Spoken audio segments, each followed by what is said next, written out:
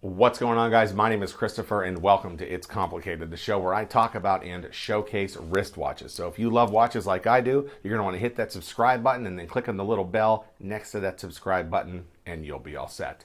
Today, I'm going to be telling you about an experience I had while visiting the Tourneau shop at the Forum Shops at Caesar's Palace in Las Vegas, Nevada.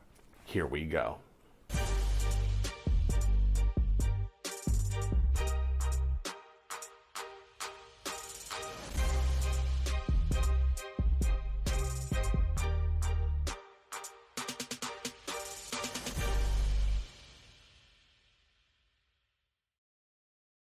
Now, before we get started, I just wanted to give a big shout out to luxurybazaar.com. They sell some amazing watches on that site. Everything from Cartier, Rolex, Omega, even Patek Philippe. So check those guys out as they're helping with the show.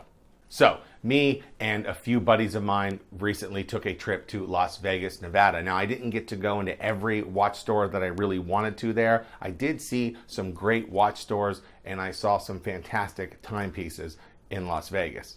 However, on this video, I want to focus on a specific experience I had at Tourneau in the Forum Shops at Caesar's Palace.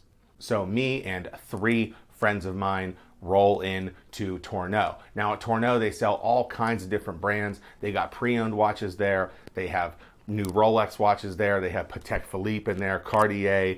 I believe they even have Oris, many different brands. So we're talking with this one lady who was super good to us, and she's showing us the pre-owned selection, and she's showing us Cartier, and she's kind of taking us through a tour of the whole place. So we finally get to the Rolex area of that store, and there's a gentleman just kind of leaning on the display case. Now, me and three of my friends are all wearing pretty nice timepieces. I'm wearing this Rolex Datejust 16234. I have a friend with me also wearing a Rolex Datejust. I don't know the exact reference number. And then another buddy of mine was wearing a Tudor Black Bay. And then another friend of mine was wearing about a $1,000 Seiko watch. Now, I want to mention that because I went up to this guy whose name was Peter.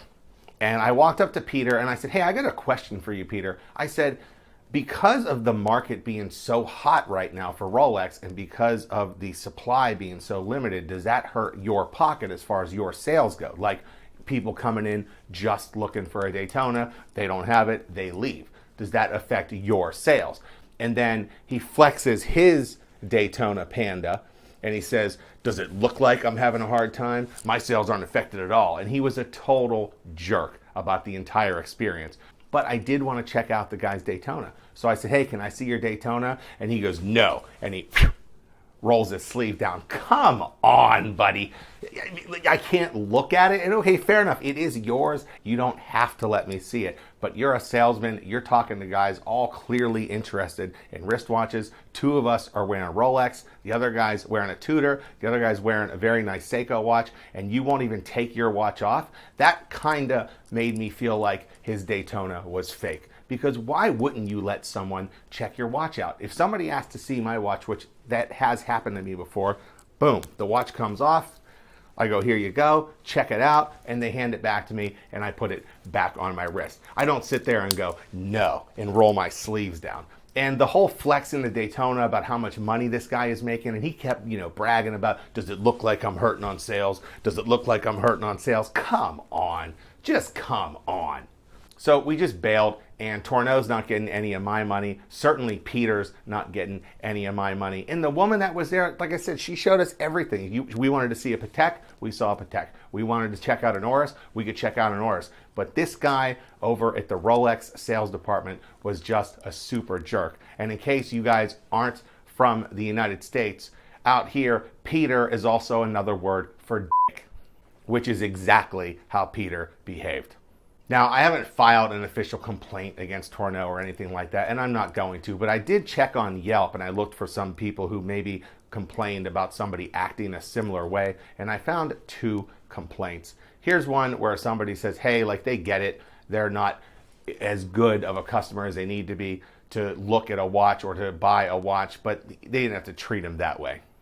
And then here's another similar complaint where this guy is just upset and he's not going to be spending any money at Tourneau. Now, Tourneau responds on Yelp that, "Hey, we'll be contacting you personally," and yada yada. But really, at the end of the day, I don't think this Peter guy is just very professional at all. He certainly didn't act professional. That's not how you act when people come in and ask you questions. But look, you're talking 4 guys, all interested in Rolex watches, all wearing very nice watches, and this guy just gives us the total cold shoulder, and first of all, didn't offer to show us anything in the display cases, didn't ask if we wanted to see any specific watch at all. I was just making that one question with him about whether his sales are declining because of the availability of these watches being low, especially around the holidays. And I was just treated like total garbage. I wasn't offered to be shown anything. I wasn't asked what kind of watch specifically I was looking for. I wasn't asked what watches I owned or anything. All the guy was a big show off about how much money he made and that he's wearing a Rolex Daytona Panda. And again, great watch, but Peter didn't have to be so much of a dick.